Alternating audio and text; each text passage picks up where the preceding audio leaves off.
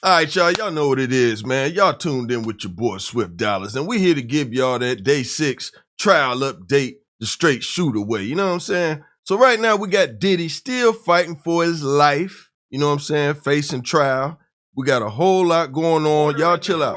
Y'all chill out. Order in the court. So, you know, we got a lot going on. Diddy's fighting for his life. We had 3 witnesses come in and testify against him today. One being former Danny Kane member Don Richard. One being a former friend of Cassie, a Caucasian female by the name of Carrie Morgan, and also P. Diddy's former assistant, David James. All of them took the stand today and got hounded by both the prosecution and the defense. Y'all keep it locked right here. We're going to get into all that and more and break down everything that everybody been talking about. Like I said again, we got order in the court. We holding court tonight, the straight Shoota way. Let's go.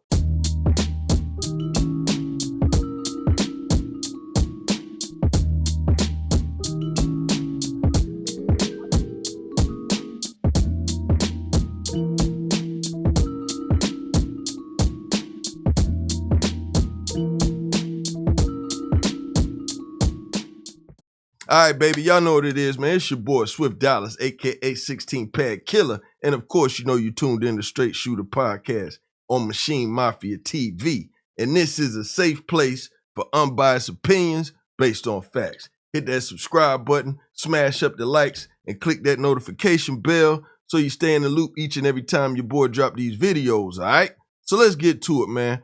First one up, man, we got Don Richard, former Danny Kane member Don Richard, finally stepping up, saying that she's had enough is enough and wants to put P. Diddy under the ground.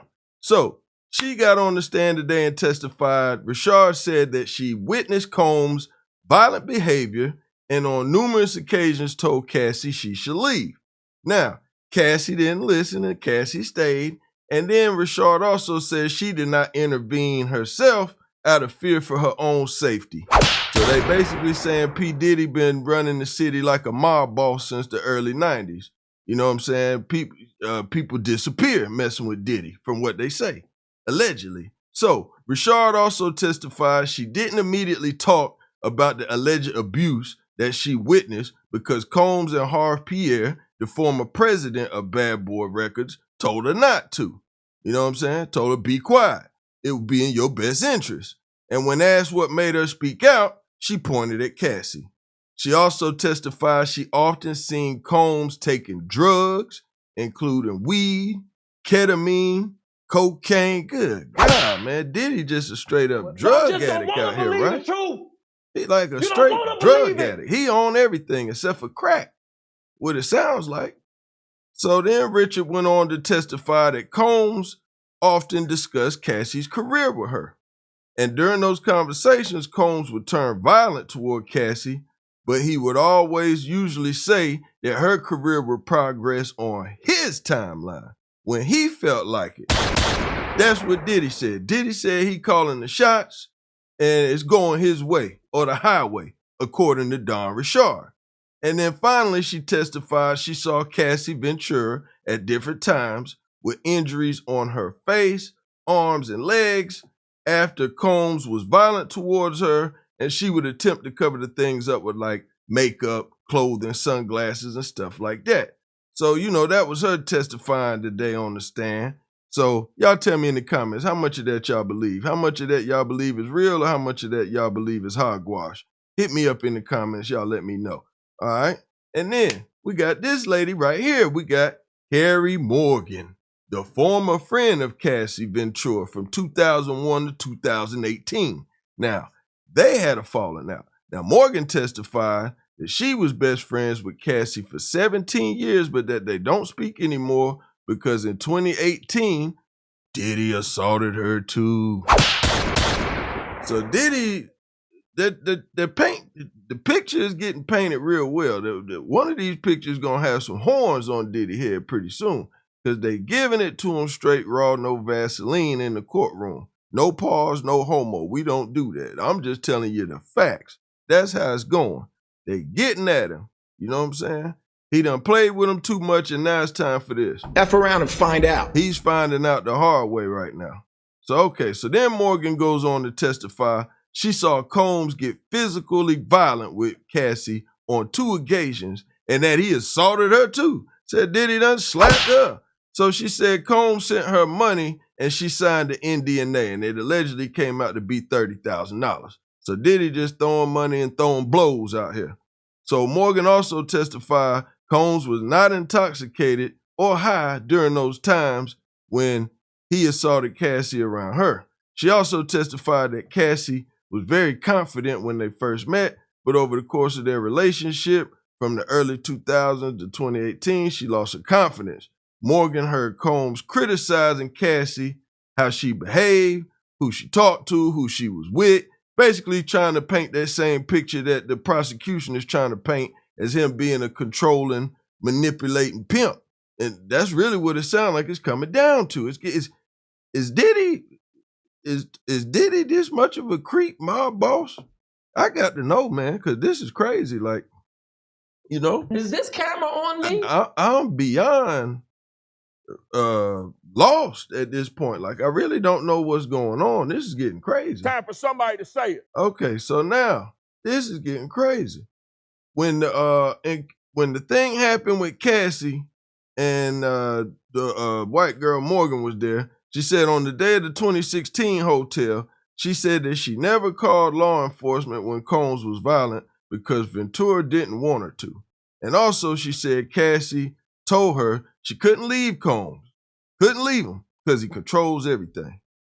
You know what I'm saying? That sounds like she said that scripted to the T. But it says he controlled everything. Morgan would later say that Combs controlled her car, her job, her apartment, everything. She would have lost it if she blew the whistle on Diddy a long time ago.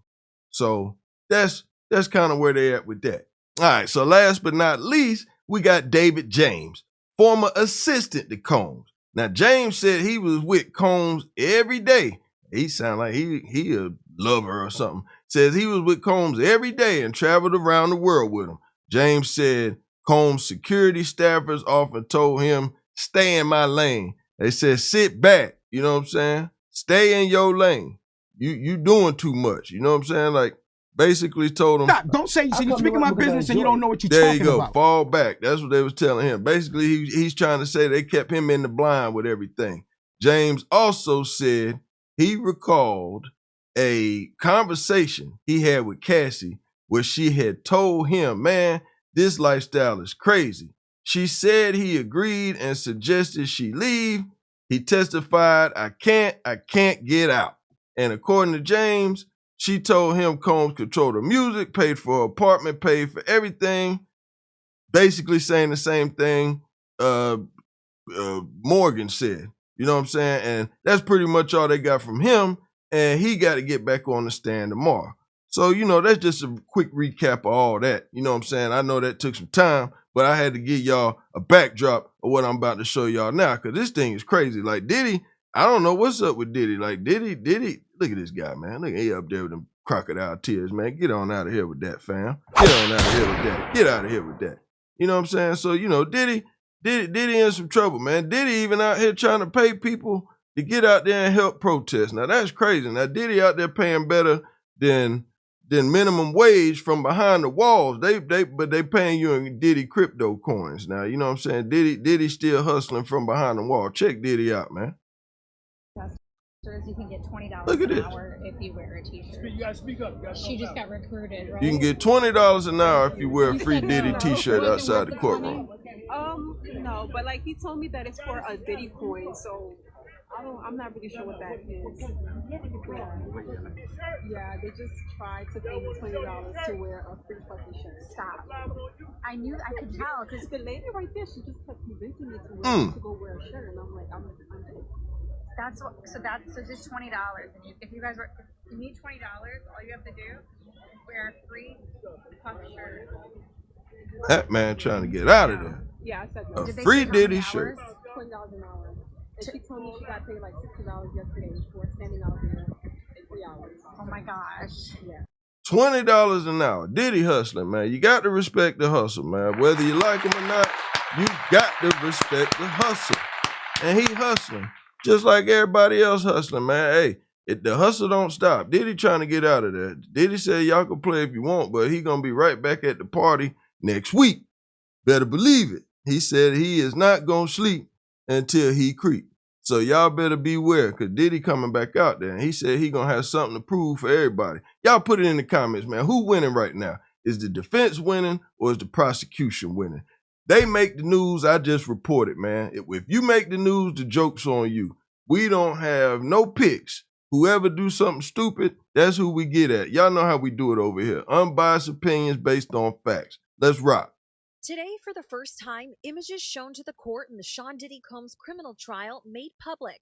Prosecutors releasing these exhibits. Pictures of Diddy's former girlfriend, Cassie Ventura, with what she says are bruises on her back and legs, as well as a gash above her eye. During her more than 20 hours on the stand, Ventura testifying that these injuries occurred during alleged assaults in 2013 and 2016. Also released today, these pictures from when Diddy was arrested at the Park Hyatt Hotel in New York Look at all them in drugs. September of last year. A special agent with Homeland Security testifying last week that the items found included bottles of baby oil and drugs, including pink packets of ketamine. Meanwhile, now that's when the feds picked him up. So he was probably planning a freak off before he went down. You know what I'm saying? Diddy was trying to get it out of his system. Believe the truth. You know what I'm saying? He was trying to get it out of his system. That's just at that's at the hotel. That ain't even at the Miami residence or the LA residence. You know what I'm saying? They didn't even come boat, sea, and air that time. They walked up on him and found the dope. While on the stand, singer Dawn Richard offering dramatic and at times tense testimony about the years she spent working for Combs. Richard describing an incident in 2009 when she allegedly saw Diddy assault his then-girlfriend Cassie, testifying the next day she received a call from Diddy with a warning. Richard testifying, quote, "He said you could go missing, that we could die," going on to say, "I was shocked, but also scared." Combs is charged with 5 counts, including sex trafficking, racketeering, and transportation to engage in prostitution, and faces up to life behind bars. He has denied all of the allegations against him.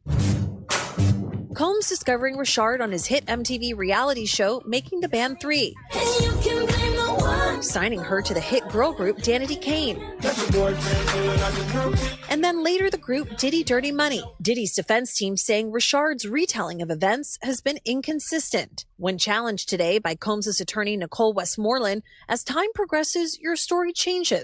To which Richard responded, yes, adding that it's been difficult to remember these alleged incidents because she's, quote, tried to erase those memories. Combs' lawyer also arguing that Richard filed a civil suit against Combs in 2024, shortly after Ventura went public with her own accusations, saying that Richard only wanted money. Lit her up on the stand. But Richard saying it was about justice. Today's testimony wrapping up with a former friend of Ventura and a former personal assistant of Diddy. And Chloe Malas joins us now from just outside that Manhattan courthouse where everything is playing out inside. Chloe, day 1 of week 2, you have been in and out of that courtroom since the very beginning. We have already heard dramatic testimony and seen these pictures from the prosecution.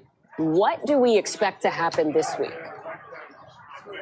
So we expect to also have Combs' assistant take the stand once again, a personal chef who once worked for Combs, who is going to talk about a violent night and potentially other violent incidents. We could even hear from Cassie Ventura's mother this week, barring that she doesn't go into labor. And again, the prosecution, they have 6 weeks worth of witnesses.